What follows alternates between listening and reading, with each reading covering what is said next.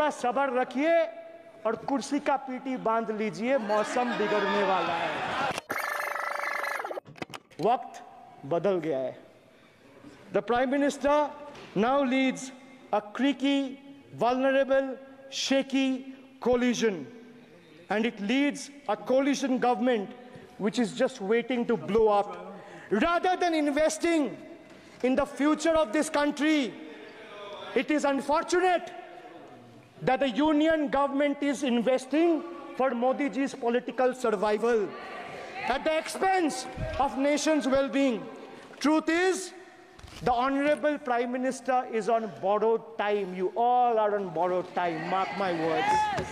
And I would like to end by saying, थोड़ा सब्र रखिए और कुर्सी का पीटी बांध लीजिए, मौसम बिगड़ने वाला है।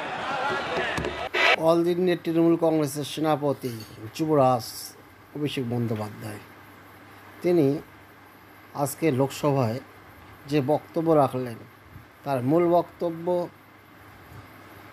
এই মোদী সরকার ত্রিয়ানো এ খুবই বিপজ্জনক অবস্থায় আছে। কারণ কোয়ালিশনের সরকার যে কোনো সময় পড়ে যেতে পারে। তাই তিনি আওয়াজ তুললেন যে বেল্ট ঠিক মতো বেঁধে রাখুন, কারণ বেল্ট যখন তখন খুলে যেতে পারে। তাই আবহাওয়া খারাপ সময়ের হাত থেকে বাঁচতেই বেল্ট ঠিক মতো বেঁধে রাখুন। ধন্যবাদ।